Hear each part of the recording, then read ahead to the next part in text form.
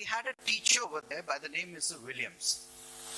She was my class teacher in the 3rd grade and the 4th grade.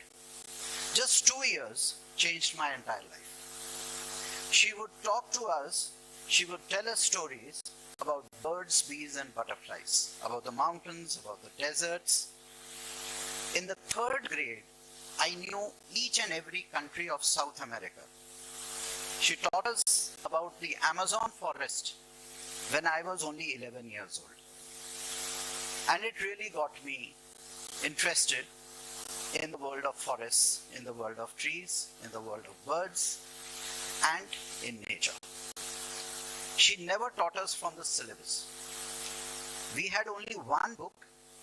It had 26 volumes. It was called the Standard Britannica Encyclopedia. It costed 13,600 rupees way then. My father took a loan from LIC of India because he was a young major. His salary was only 460 rupees at that time per month. One fine day, I talked to my teacher, Mrs. Williams.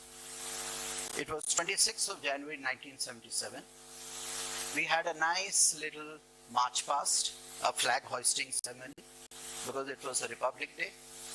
And then I walked into the teacher's room, because it was a half day at school, and I asked her, what is it that I can do?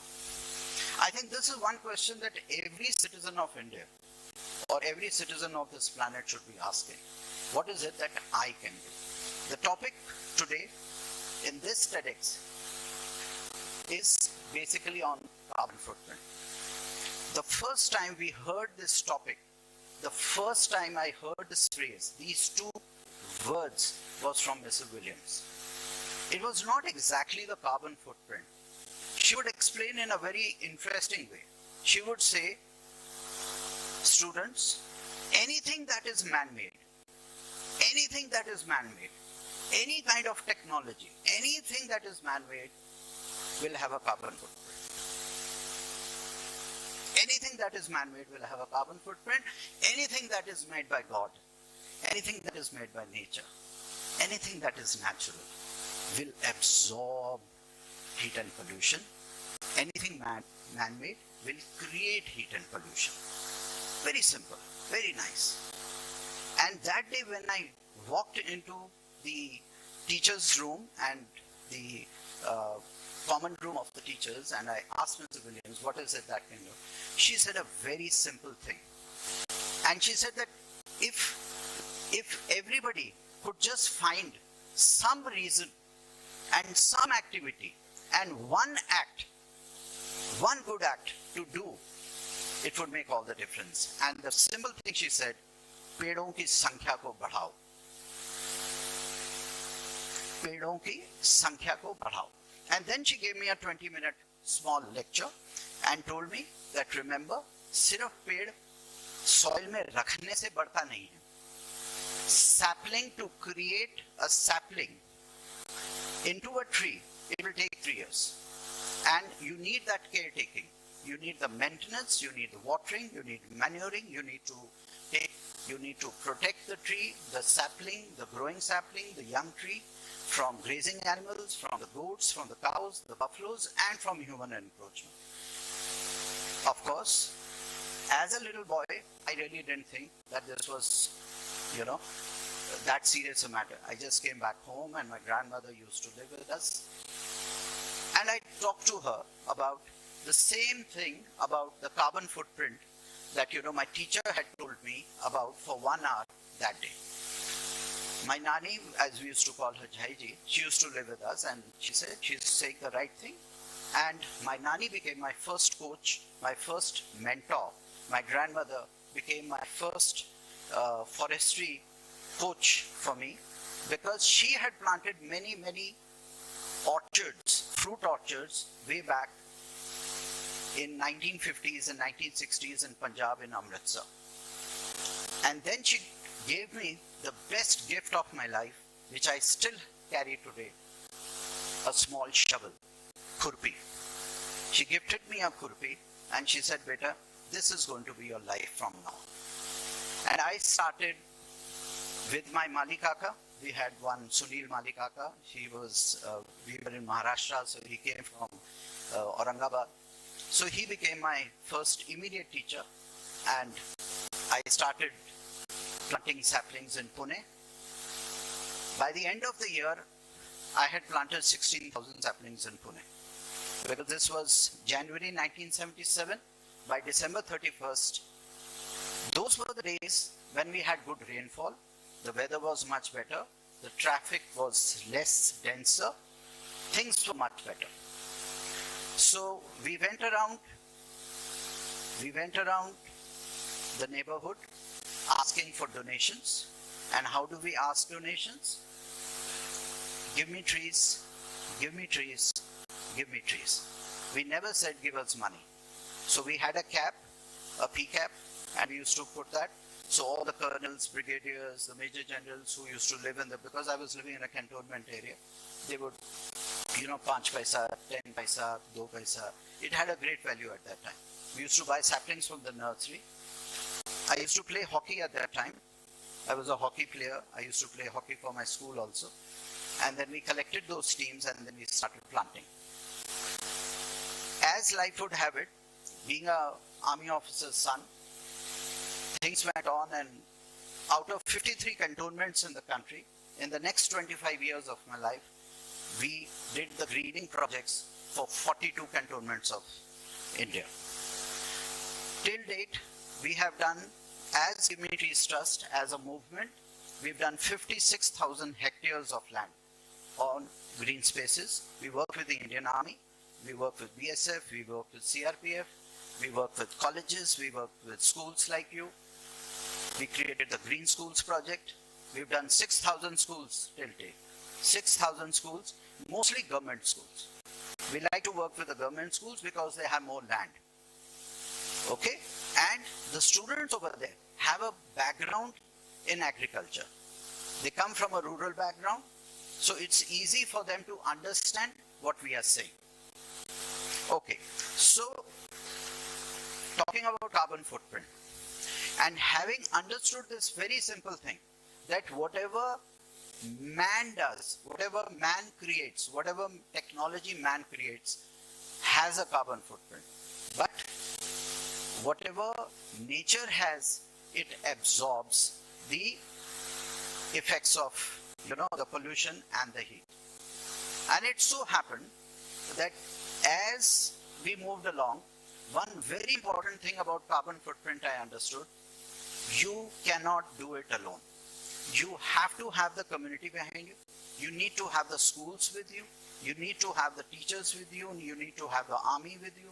You need to have the, the state administration with you. Now, how do you get them to do it? I'll tell you a very simple technology about it. Just keep doing the good work. It is very infectious. If you are good, and you are doing the right thing, and you are doing it very cheerfully, and you are doing it with full passion, and you are doing it very happily, people will want to do the same. This is one thing I learned in 46 years of my life, of working. I'm 57 now. I started at the age of 11 years. 46 years, one thing I learned in life. You can't go around preaching people. You can't go around convincing people. My teacher that day, she told me a very beautiful thing. And I became very stress-free on that. She said, she was almost like Nostradamus. You heard about Nostradamus? And she said that in 2020, we are talking 1976. Listen to this. This is something very interesting, very spooky. It actually gives me the goosebumps whenever I talk about it. 1976, she said that in 2020, the population will start going down. 2020. It will start going down. And we will all be at a point of near extinction by the year 2050. Go to my TEDx talk in October 2018 at Indore IIT. I gave the statement that my grandmother and my teacher used to tell us that 2020 and the COVID had not come. It was yet about 2.5 years away. The Homo sapien race has reached a place where it is now getting irrelevant. Understand this. Species तब तक जिंदा रहती है इस धरती पे जब तक वो relevant है. We are just among 10.5 million species, Every 6 minutes, a species gets. What makes you think that you are not going to be the next one? It is nature which decides. It's nature which decides. And we are just 8 billion people. मान लेते हैं कि 8 billion. We are just 8 billion people. There are more microbes, more bacteria, more cockroaches and more ants in your school than there are people on the entire planet. So, having said this, we have this very big thing about we being Homo sapiens. I think this is one thing the forest teaches you. When I started working for the forest, and especially when I started working with the peepal trees, because it has the largest canopy in India, next to the banyan tree, जिसे कहते हैं ना हिंदी में अपनी औकात समझ आती है. When you go into a forest, you understand how life operates. It is so complex. It is so beautiful. The forests and the trees. Right now, Mr. Benjamin Khanna was here. He was talking about trees. Such a beautiful thought he had. These trees, they've been here for 400 million years. They are the ones who are running this planet. Like my nani used to say, ये पेड़ों की सरकार है. ये धरती पेड़ों की सरकार है. पेड़ ही चलाते हैं इसको. And a beautiful thing which Mr. Williams used to say, chlorophyll is God. Please understand this. Why is chlorophyll God? Chlorophyll is God because what chlorophyll does, it does photosynthesis, it creates the oxygen, it creates that life force, it creates that prana-urja. For us, if I'm talking to you, you are listening to me, it is because of chlorophyll. So what is it that we need to do? One single act that we need to do to offset this carbon footprint thing that we are trying to talk today.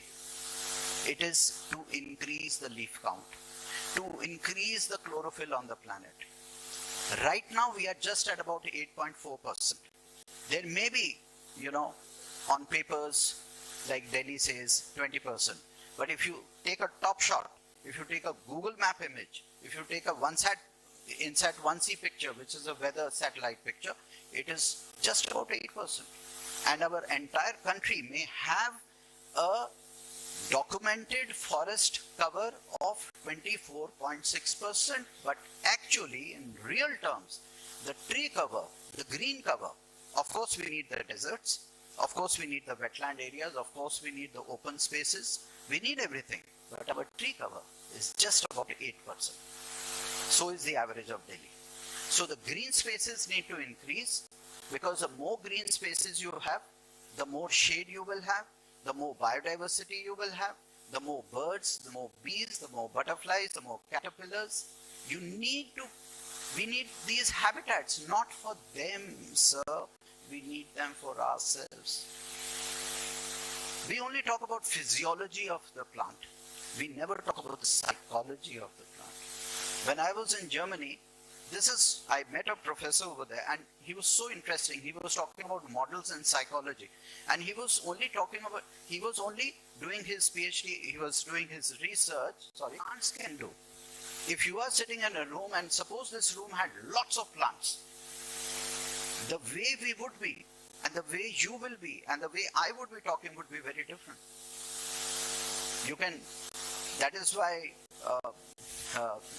one lady had just talked about, Dr. Sunita Bansal, she was talking about rooftop gardens. And not everybody can go out there and plant a forest. I was just fortunate enough. I was just lucky enough. Or I was just fortunate or unfortunate to get into that career. I didn't want to be a doctor like my father. So he said, okay, what will you do? My grandmother said, be a teacher because teacher's job is most flexible. And never take up a job. Never take up a job. Because if you take up a job, you'll never be able to plant, you'll never be able to water your saplings, you'll never be able to manure your saplings, you won't be able to protect your saplings, you won't be able to travel, you won't be able to see the world, you won't be able to meet people, and that's exactly what happened. Okay, so having talked about the carbon footprint part of it, one thing you need to understand, as Dr. Ahmed very rightly said, friends, it is all about individual action. My grandmother taught me how to walk. She said, go slow, walk, see the world around you, make more friends, smile at everybody who comes across, shake hands, be with them, chai ki tapri pe baitho, make a few friends, read the Hindi newspaper, read the English newspaper over there, make some friends, again walk. And this is the way you'll be able to plant saplings all across the country. I walked about 140,000 kilometers across this country. I biked and I've had my motorcycle things for the last 30 years, 16,80,000 kilometers. I was in the first few editions, I was in the Limca Book of Records also for being the first person on a 100cc scooter to go to Khardungla. I was the first person. But all these things happened because I lived with nature. One thing I would like to leave you with is learn to walk. And third, friends, is reading. If you are not reading, you're not there. You're not there. Then you are living in isolation. And as much as possible, if you can read good authors like Ruskin Bond. I'm not here to sell Ruskin Bond. I'm not here to promote a Ruskin Bond. But whatever you see today, there are three most important people in my life. First, Mrs. Williams, my teacher. Second, my nani, my grandmother. They were the main teachers for teaching me about greening, about carbon footprint, about, आज जो हम climate change की बातें करते हैं. These are all theoretical and these are all terminologies, If you actually live a good life, you'll be able to combat climate change, you'll be able to mitigate climate change, you won't need those theoretical things. And third is Mr. Ruskin Bond. I met him a few years ago and he said the most beautiful thing that I've ever heard about myself, and that was the best award I could get. He said, if my health allows, Peepal Baba, I would like to write a book on you.